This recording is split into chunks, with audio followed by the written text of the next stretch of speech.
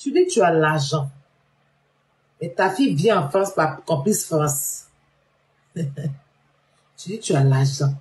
Les milliardaires là, ils passent pas par Complice France pour venir leur enfant en Europe. Ceux qui sont milliardaires dans les pays là, quand leur enfant doit venir en Europe là, tu sais pourquoi tu as dit aux gens que ta fille est venue par Complice France? Parce que tu ne peux pas l'héberger en fait. En temps normal, elle est censée être dans un truc étudiant.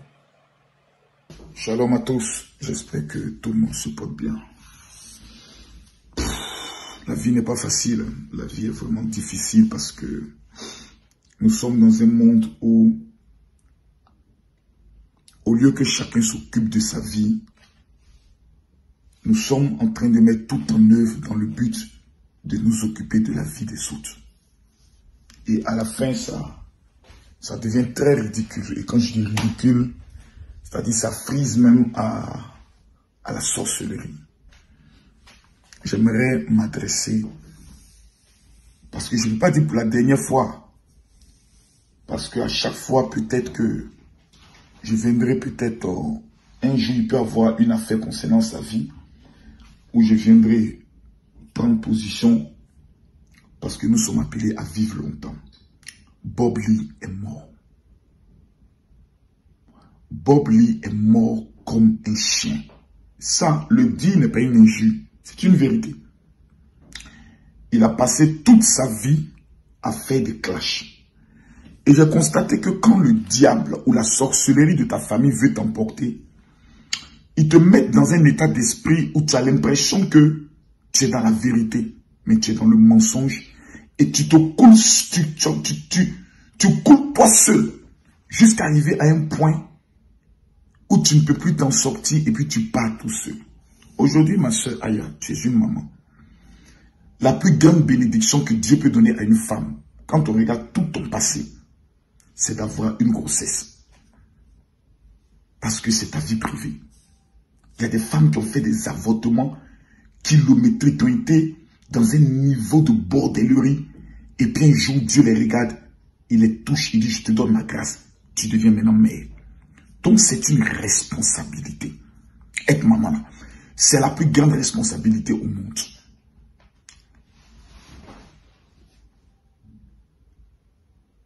Tu ne peux pas faire des makosso ton quotidien matin, midi, soir. Nous avons autre chose à faire. Nous avons des conventions. Nous avons des marques de produits à faire sortir. Nous avons l'année prochaine une télé-réalité. Nous avons un film que nous sommes en train d'écrire sur la vie de Kimi, sur la vie de son père, sur la vie de Lolo. Des films qui doivent sortir. C'est-à-dire, sur au moins près de 10 ans, nous sommes en train de faire des calculs. Nous sommes en train de réfléchir, comme on dit, Makosso n'a pas d'église. Nous sommes en train de finaliser beaucoup de choses pour surprendre des gens en ce qui concerne l'édifice dans lequel le général va prendre son histoire. Il y a vos remarques nous amènent à devenir encore performants. Mais venez t'asseoir sur les réseaux. Lolo Beauté n'a pas de société. Elle fait sortir les papiers de sa société. Les gens se moquent de toi. Mimi Beauté n'a pas de papier. Elle vient faire sortir son papier. Les gens se moquent de toi. Kimberly a volé le projet des gens. On fait sortir l'original du projet. De passer ping-pong, messi, ping-pong, je ne sais pas quoi. Ça devient ridicule. Ça dit mensonge sur mensonge. Antala est dans un groupe WhatsApp. Le petit vient pleurer. Il dit tu mens sur lui. Tu es ridicule. Et ce sont les enfants. Des gamins qui s'asseyent et qui t'insultent. Ce sont des femmes qui viennent et qui te ridiculisent. Là encore, on m'amène des vidéos où tu viens t'asseoir pour dire Makosso, tu as fait passer ton enfant par Campus France. Tu dis tu es milliardaire. Je ne suis pas milliardaire. Moi, je suis un enfant de pauvre. Mais ce sont mes enfants qui sont des millionnaires. Parce que je suis l'employé de mes enfants. J'ai toujours dit que la maison dans laquelle je suis là, ça m'appartient. Je l'ai acheté à près de 300 000 €. Mais ce n'est pas pour moi, c'est pour mes enfants.